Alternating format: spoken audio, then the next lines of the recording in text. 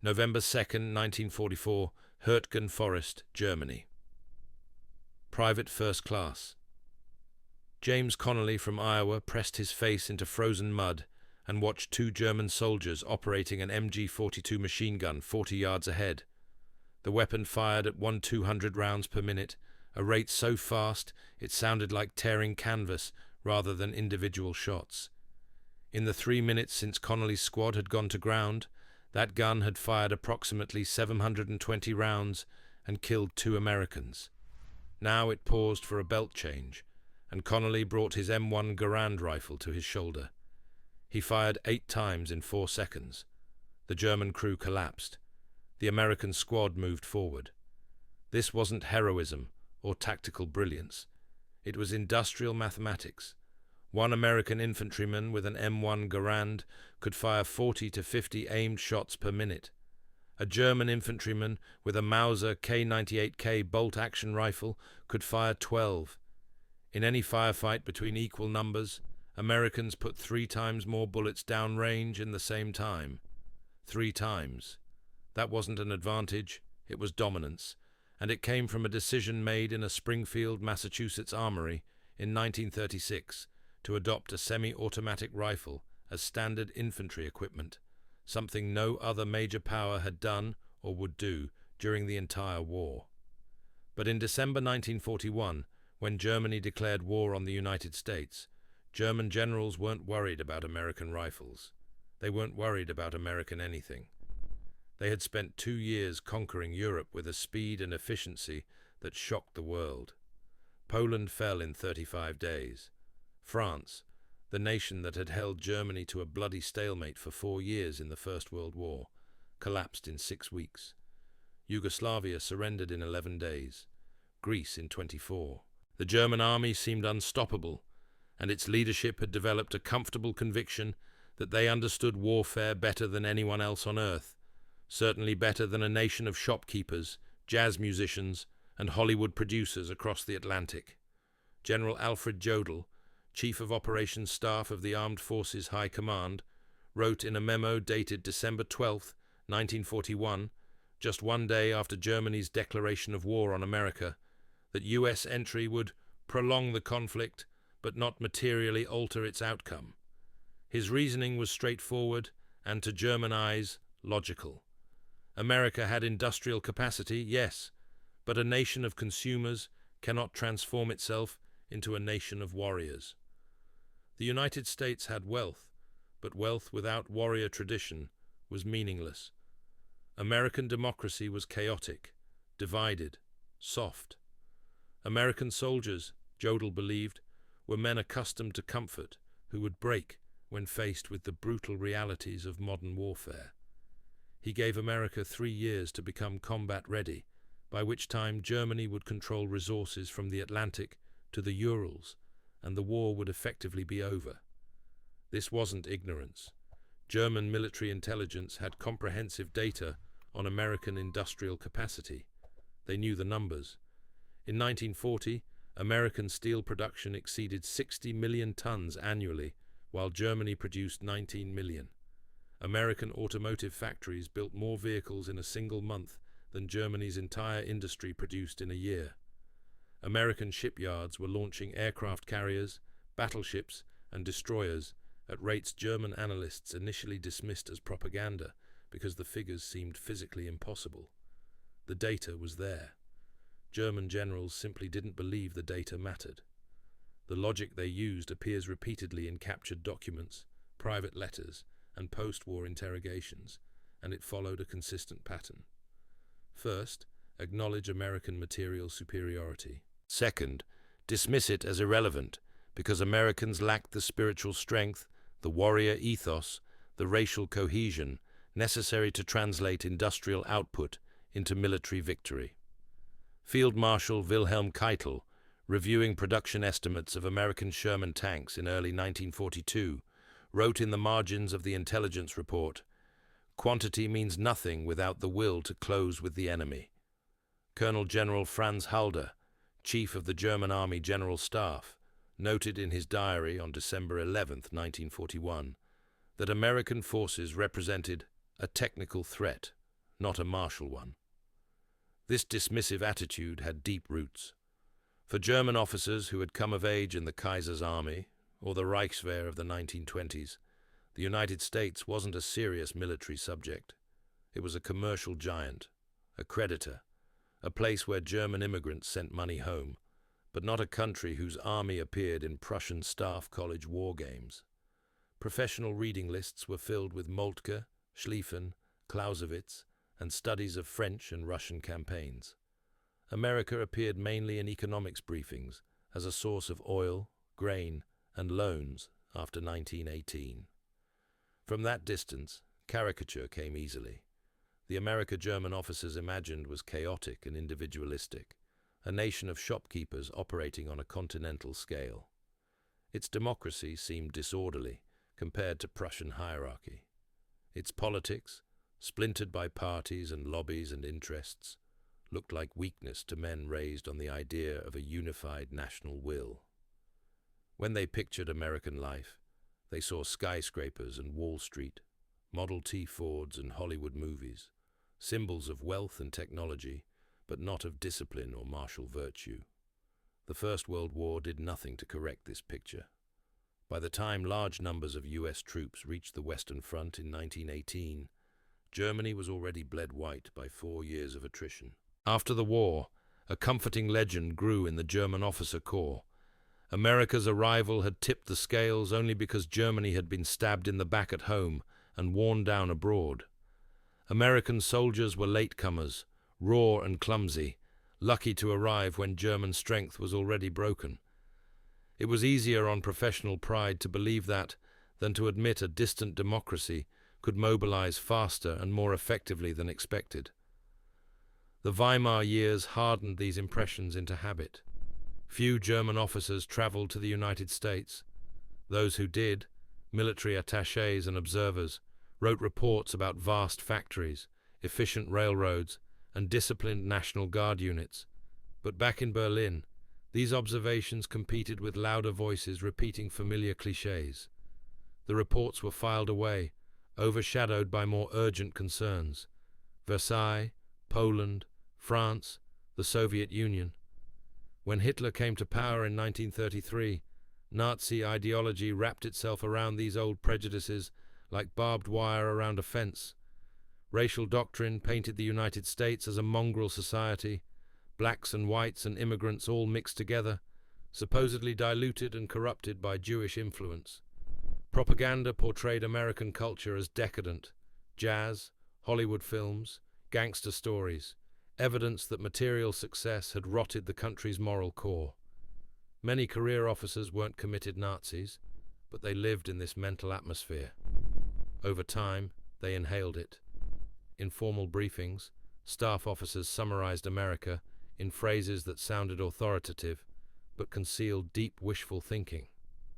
American industry was acknowledged as powerful, but that very wealth was described as vulnerability. A spoiled populace wouldn't fight hard or endure long. A nation used to comfort wouldn't accept rationing, casualties, or prolonged campaigns. In war games, US forces were drawn in as technically competent but brittle, good machines, questionable men. What German generals completely failed to grasp was that American comfort and American military power weren't opposites. They were connected. The same industrial system that gave Americans automobiles, refrigerators, and washing machines could be retooled to produce tanks, aircraft, and rifles at scales that defied comprehension. The same culture that valued individual initiative and problem-solving in civilian life produced soldiers and officers who improvised, adapted, and found solutions under fire. The same democracy that looked chaotic and disorganized in peacetime could mobilize its entire population and economy for war with efficiency that left European observers stunned. Consider the M1 Garand as a single data point in this larger pattern. The rifle was designed by John Cantius Garand, a Canadian immigrant machinist who never attended engineering school and worked in a government arsenal on a salary of $3,500 per year. He spent 16 years perfecting a gas-operated semi-automatic rifle that could be mass-produced, that could function reliably in conditions from Arctic cold to jungle humidity, that could be maintained by 19-year-old conscripts with minimal training. The breakthrough that made it work was an 8-cent steel tube that captured expanding gases from each fired round and used that energy to cycle the action automatically. Springfield Armory began production in 1936 with 240 workers producing 100 rifles per week. By 1943, the facility employed 13,000 workers in 3 shifts, producing 4,000 rifles per day. Winchester Repeating Arms, a private company that had never manufactured military rifles, retooled its Connecticut factory in 11 months and reached the same production rate by January 1943. Total M1 production between 1936 and 1945, 5.4 million rifles. That was more semi-automatic weapons than every other nation in World War II combined. The rifle wasn't elegant by European standards. It didn't have the precision hand-fitting of a Mauser or the aristocratic walnut and blued steel of a Lee Enfield. It was designed for mass production and abuse. Every component had generous tolerances. Every mechanism had redundancy. The gas system consisted of 6 moving parts. A competent armorer could field strip and reassemble it in under 3 minutes. Compare that to Germany's Gewehr 43 semi-automatic, which required 23 moving parts and specialized tools, or the Soviet SVT-40, which used 27 parts and was notoriously unreliable. This was American engineering philosophy made physical, not brilliant individual craftsmanship, but industrial systems engineering applied to warfare, and it scaled. By June 1944, every American infantry soldier landing at Normandy carried an M1 Garand, every single one. That was 73,000 men on D-Day alone, each armed with a weapon that gave them 3 times the firepower of their German opponents. Multiply that across every division, every theater, every month of the war, and the cumulative effect was crushing. German soldiers noticed immediately. After-action reports from Normandy, Italy, and the Eastern Front after 1944 repeatedly mentioned the same phenomenon. American infantry squads produced fire volumes that German units could only match with machine guns. Intelligence summaries warned that approaching American positions closer than 300 meters invited devastating casualties because American riflemen could maintain sustained fire without the pauses required for bolt-action weapons. Tactical doctrine was revised to emphasize the danger of close-quarters combat with U.S. infantry. But it wasn't just rifles. It was everything. American factories produced 88,410 tanks during the war. Germany produced 49,777. American shipyards launched 141 aircraft carriers. Germany launched 0. American aircraft manufacturers built 300,317 military aircraft. Germany built 119,307. The numbers were so lopsided they seemed unreal, and for German planners accustomed to thinking in terms of European industrial capacity, they were incomprehensible. Even more incomprehensible was the speed. In 1940, the U.S. Army ranked 18th in the world by size, behind Romania. It had 174,000 active duty soldiers, 300 tanks, and an air force using fabric-covered biplanes left over from the previous war. 4 years later, the United States had 12 million men under arms, 88,000 tanks, 300,000 aircraft, and a 2-ocean navy that controlled every sea lane that mattered. Germany had spent a decade building its military machine. America did it in 4 years, while simultaneously supplying Britain, the Soviet Union, and China with weapons, food, and raw materials. The transformation wasn't just military. American civilian production increased during the war, even as military production exploded. Americans ate better in 1944 than they had in 1941. They bought more consumer goods. Wages rose. Employment was full. The economy grew by 75% between 1940 and 1945. Germany, by contrast, imposed total war mobilization that consumed everything: men, materials, food, fuel. By 1944, German civilians were starving, while German factories were running out of steel, coal, and skilled workers. The economic models that German planners had used assumed that total war meant total sacrifice.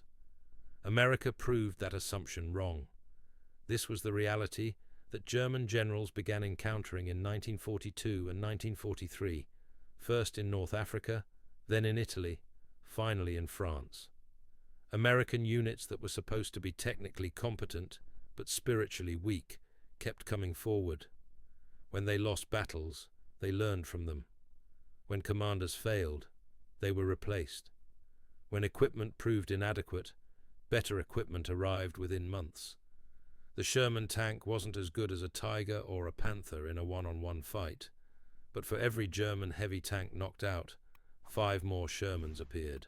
American artillery, coordinated by radio and supported by aerial observation, delivered fire missions with speed and accuracy German artillery couldn't match. American logistics moved supplies forward at rates that kept divisions fighting when German units were stalled for lack of fuel and ammunition. By late 1944, the comfortable assumptions of 1941 had died in mud, snow, and blood across 2 continents. The soft Americans, who weren't supposed to have the stomach for hard fighting, had destroyed the Afrika Korps, invaded Italy, landed at Normandy, and were grinding through German defenses with methodical determination that looked nothing like weakness. In the Pacific, those same soft Americans were conducting amphibious assaults of staggering complexity, taking fortified islands the Japanese had sworn to defend to the last man, then moving on to the next island, while Japanese commanders were still writing heroic last-stand dispatches. But German generals, even as they watched their armies retreating on every front, still didn't fully understand what had happened. They could see the results: the endless columns of American trucks, the waves of bombers, the artillery barrages that turned forests into moonscapes. But they couldn't quite comprehend the system that produced those results. It contradicted everything their education and experience had taught them about how modern warfare worked. That understanding would only come later, after the surrender, after the occupation, when German generals found themselves in prisoner-of-war camps being interrogated by American officers, watched by American guards, and gradually exposed to truths they had spent years denying. And what they learned, preserved in thousands of pages of secretly recorded conversations and debriefing transcripts, would reveal exactly how catastrophically wrong they had been about the nation they had dismissed as too comfortable to fight. The recordings began in August 1944 at Trent Park, a country estate 30 miles north of London that British intelligence had converted into a prisoner-of-war facility for high-ranking German officers. The house itself was elegant: Georgian architecture, manicured lawns, a library with leather chairs and thousands of books. The German generals held there, 59 of them by war's end, lived in relative comfort.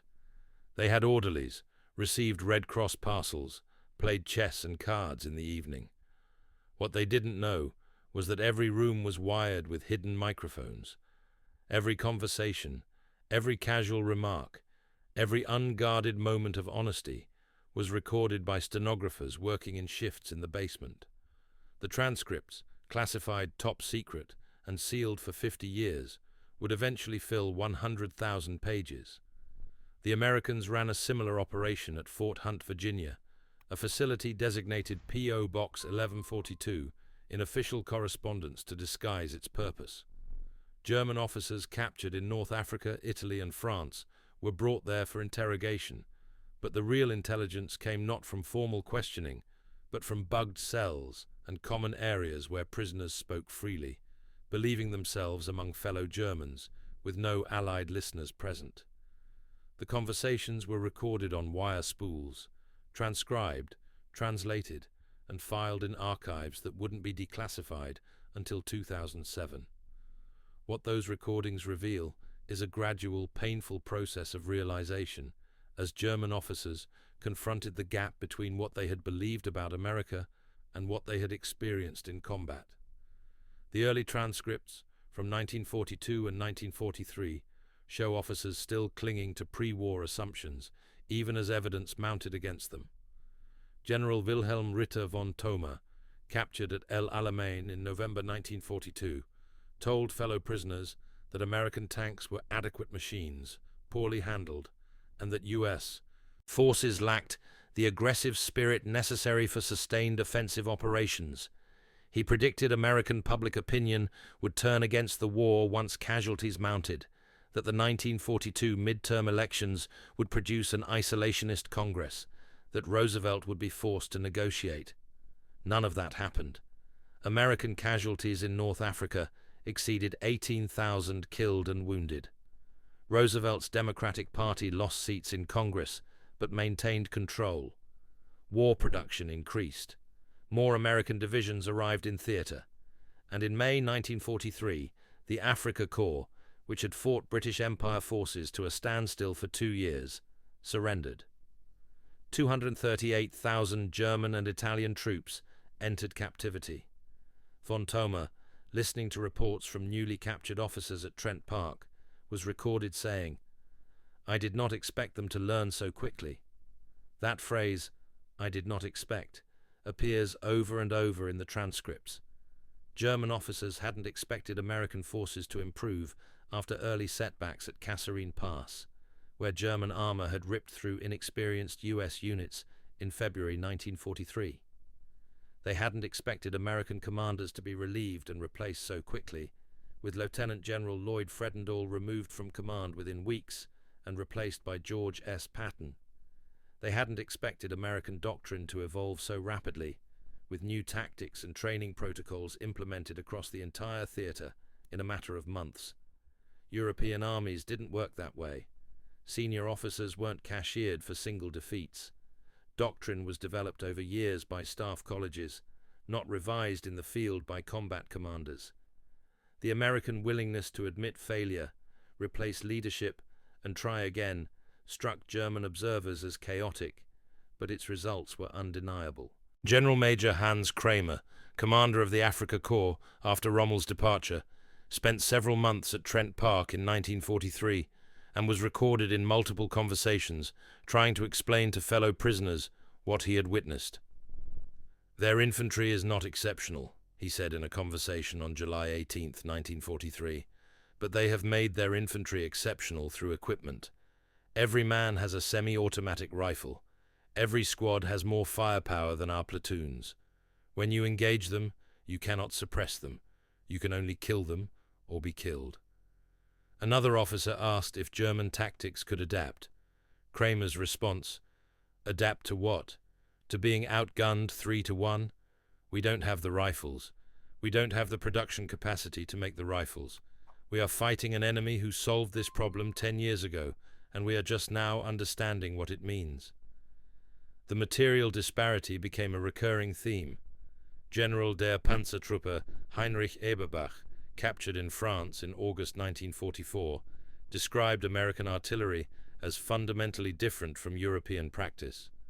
German artillery was accurate and professional, but American artillery operated on a different scale entirely. Forward observers radioed coordinates. Fire missions were computed and executed within minutes. Entire divisional artillery groups could concentrate fire on a single target. Eberbach estimated that American divisions could deliver 3 times the artillery tonnage of comparable German units, not because American guns were better, but because American logistics could keep them supplied with unlimited ammunition. "They fight with steel and fire instead of blood," he told fellow prisoners at Fort Hunt. "We respected Russian numerical superiority. We didn't understand American material. Superiority would be the same thing, but worse, because it's intelligent and coordinated." The invasion of Normandy in June 1944 shattered what remained of German illusions about American military effectiveness. The scale of the operation: 156,000 troops landed on the first day, 850,000 within 3 weeks, supported by 11,000 aircraft and 7,000 ships, exceeded anything German planning had considered possible. General Feldmarschall Gerd von Rundstedt, Supreme Commander West, was recorded at Trent Park in September 1944, describing his reaction to intelligence reports in the weeks before D-Day. "We knew they were coming," he said. "We knew approximately where. We had good intelligence. What we didn't know was the scale. When the reports came in on June 6th of the number of ships, the number of aircraft, I thought there had been an error in transmission. No operation of that size had ever been attempted. It should not have been possible. But it was possible, because American industry had built the ships, aircraft, and landing craft necessary to move an entire army across 100 miles of ocean and land it on a hostile shore with enough supplies to sustain combat operations indefinitely. The artificial harbours, Mulberry harbours, that the Allies towed across the English Channel and assembled off the Normandy coast particularly impressed German engineers. These were temporary ports, constructed from 600,000 tons of concrete and steel, capable of handling 12,000 tons of supplies per day. They were built in Britain, floated to France, and operational within 2 weeks of D-Day. General Major Wilhelm Richter, whose 716th Infantry Division had defended Sword Beach, saw photographs of the Mulberry harbours while in British custody and was recorded saying, "We were told Americans were good at building roads and bridges. We weren't told they could build harbours in the ocean."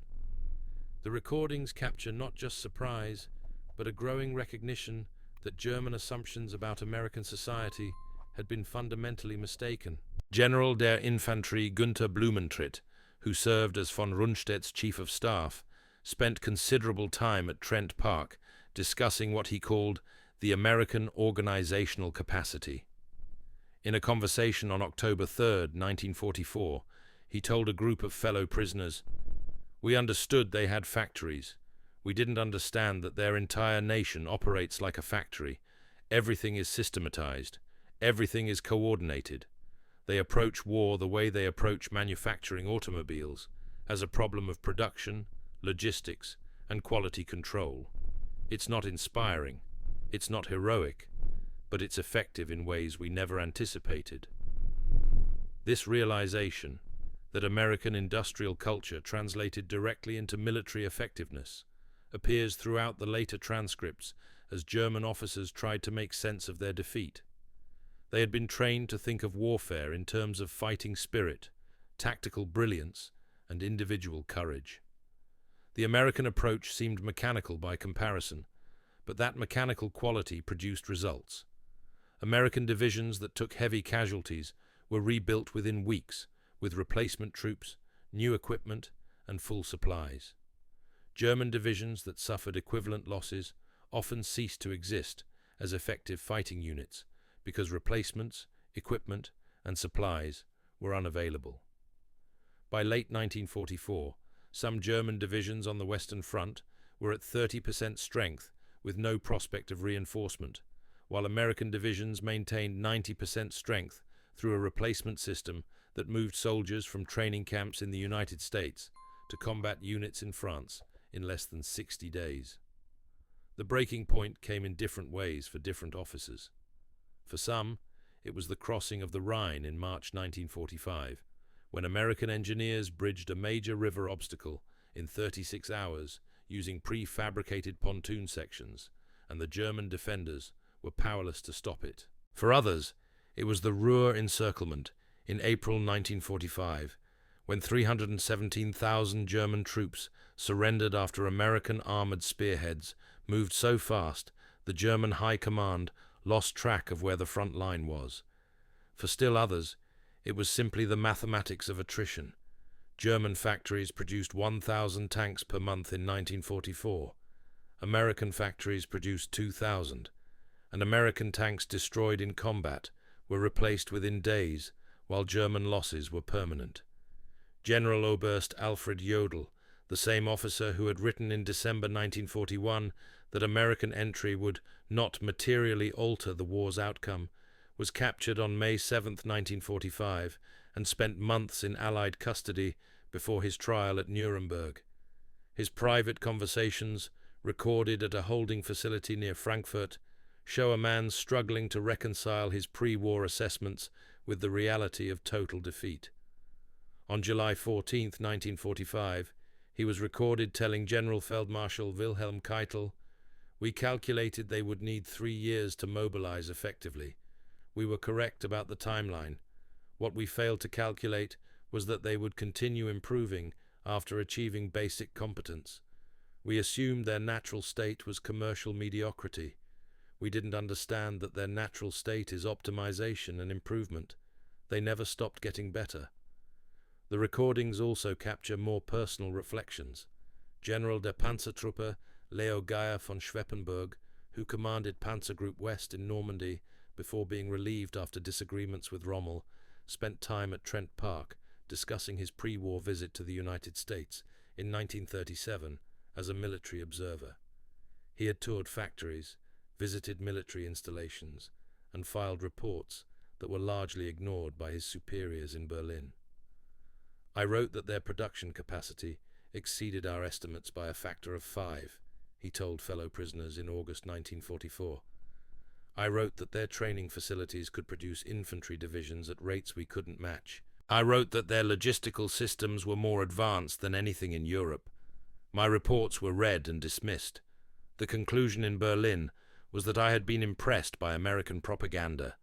Now we know the propaganda was actually an underestimate."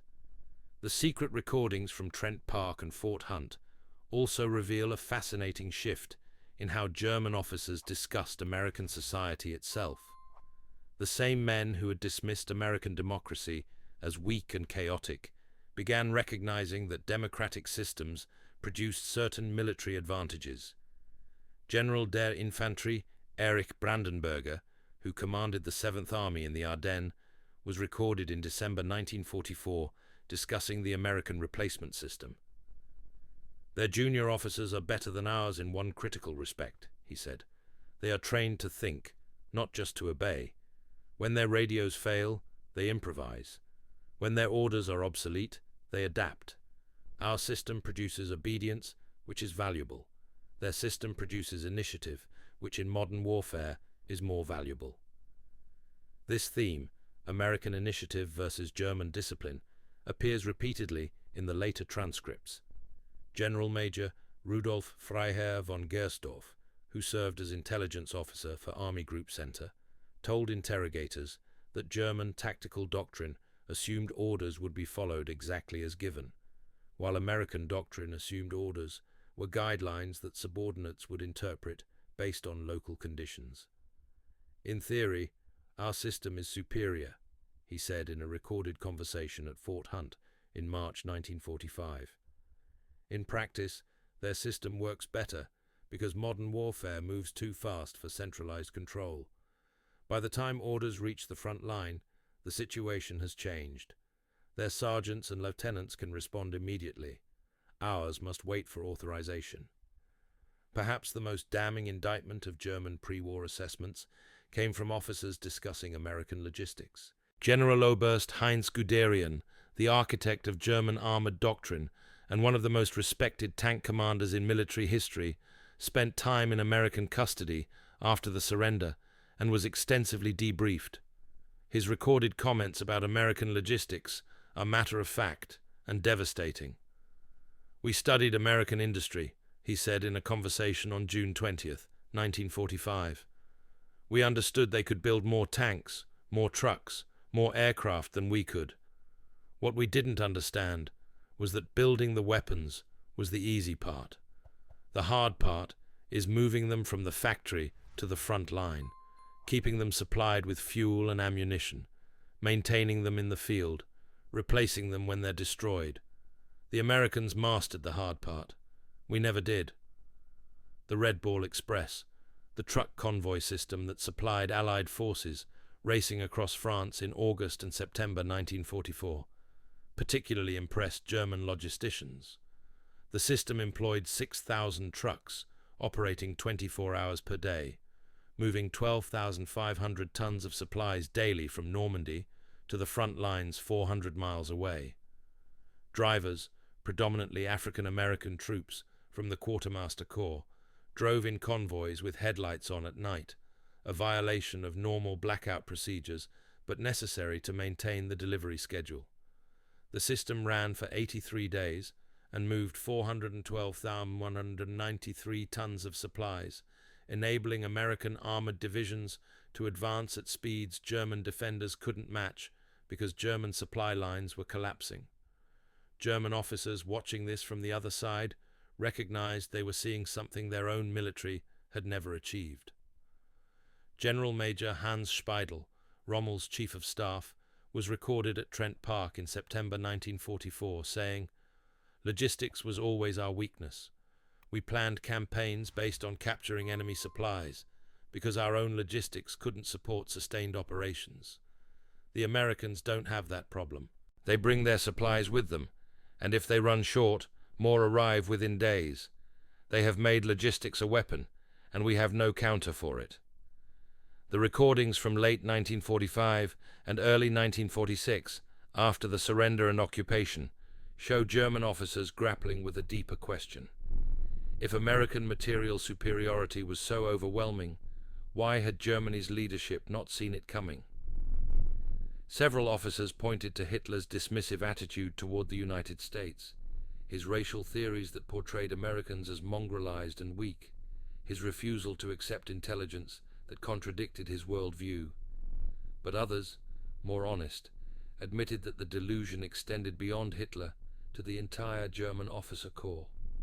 They had wanted to believe America was weak because the alternative, that Germany was challenging a nation with 10 times its industrial capacity, implied the war had been unwinnable from the start.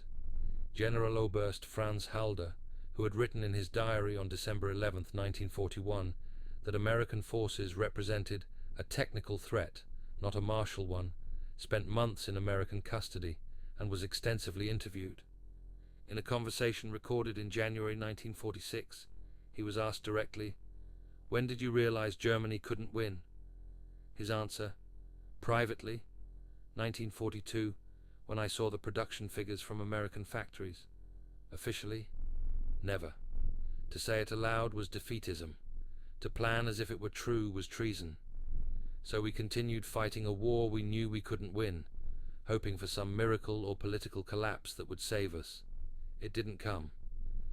The transcripts also reveal how German officers' views of American soldiers evolved. Early in the war, they had characterized American troops as soft, poorly trained, and lacking fighting spirit. By 1944, those assessments had changed. General Feldmarschall Albert Kesselring, who commanded German forces in Italy and later on the Western Front, was recorded in March 1945 discussing American infantry performance. "They are not supermen," he said. "Individually, many of our soldiers are better trained and more aggressive, but they fight as teams, with integrated support from artillery, aircraft, and armor. They don't need to be supermen, because their system makes average soldiers devastatingly effective. We built an army of warriors. They built an army of mechanics and technicians who killed just as efficiently, but with less drama."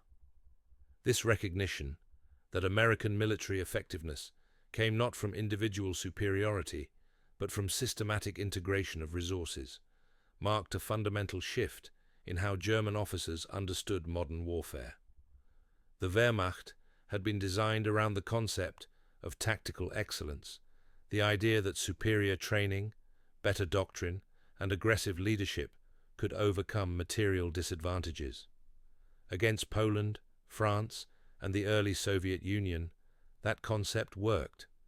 Against an enemy that matched German tactical skill while possessing overwhelming material superiority, it failed completely. The conversations recorded at Trent Park and Fort Hunt in 1945 and 1946 show German generals coming to terms with that failure. Some remained bitter, blaming Hitler's strategic incompetence, or the Allied terror bombing campaign, or the Soviet Union's limitless manpower. But a consistent core of recognition runs through the transcripts. They had misjudged American power, not by underestimating a single factor, but by misunderstanding the entire system. American strength came from integrating industrial capacity, logistical sophistication, technological innovation, and tactical adaptability into a coherent whole that could sustain operations across multiple theaters simultaneously for years without degradation. General Oberst Jodl, awaiting trial at Nuremberg in September 1945, was recorded in a conversation with Keitel saying, "We understood how to win battles. The Americans understood how to win wars. There's a difference, and we learned it too late." By 1946, as the Nuremberg trials proceeded and German prisoners were gradually released or transferred, the full scope of their miscalculation had become clear. The United States had mobilized 16 million military personnel, produced 88,000 tanks, 300,000 aircraft, 2,400 ships, 634,000 jeeps, 6,500 rifles, and dropped 2.7 million tons of bombs. It had done this while simultaneously increasing civilian consumption, raising wages, and expanding its economy by 75%. Germany had mobilized its entire society, stripped its farms and factories of workers, imposed draconian rationing, and still been overwhelmed by a nation that treated the war as an industrial problem requiring industrial solutions. The German generals who survived the war and wrote memoirs in the 1950s and 1960s often included reflections on what they had learned about America. Guderian wrote, "We were prepared to face soldiers. We weren't prepared to face a system." Von Rundstedt, in an interview in 1952, said, "In 1941, I believed Americans were shopkeepers in uniform. By 1945, I understood that being a nation of shopkeepers means understanding supply chains, production schedules, and quality control. Those skills translate to warfare better than we imagined." Perhaps the most telling assessment came from General Major F.W. von Mellenthin, who served as a staff officer in North Africa, Italy, and the Eastern Front, and later wrote a widely respected military history of the war. Asked in 1955 what lesson German officers should take from their defeat, he wrote, "We learned that spirit alone cannot overcome material inferiority when the material gap is wide enough. We learned that modern war is won in factories and schools as much as on battlefields. Most importantly, we learned that a democracy with engaged citizens, industrial capacity, and innovative culture is far more dangerous than any dictatorship, because it fights with the strength of free people who believe in what they're doing. We thought freedom made them weak. It made them strong." The recordings from Trent Park and Fort Hunt, declassified decades after the war, stand as a permanent record of how catastrophically wrong German generals had been about the nation they dismissed as too comfortable to fight. Their private conversations, captured in moments of unguarded honesty, reveal a gradual recognition that they had not just lost a war, but had fundamentally misunderstood their opponent. The America they'd imagined, soft, chaotic, materialistic, had never existed. The real America was something they'd had no framework to comprehend. A society that turned its love of comfort into mechanical efficiency, its democracy into adaptive resilience, and its industrial might into overwhelming military power. In the end, the greatest weapon America deployed wasn't a rifle or a tank or a bomber. It was a system that produced all of those things faster, better, and in greater quantity than any opponent could match. German generals had spent careers studying tactics, strategy, and doctrine. The Americans had studied production schedules, supply chains, and quality control. In the 20th century's industrial total war, that proved to be the more valuable expertise. The M1 Garand, with its 8-cent gas tube and 5.4 million units produced, was just one small piece of that system, but it symbolized the whole. American ingenuity, mass production, and systematic efficiency combined into a tool that gave ordinary soldiers overwhelming advantage in the most basic act of infantry combat.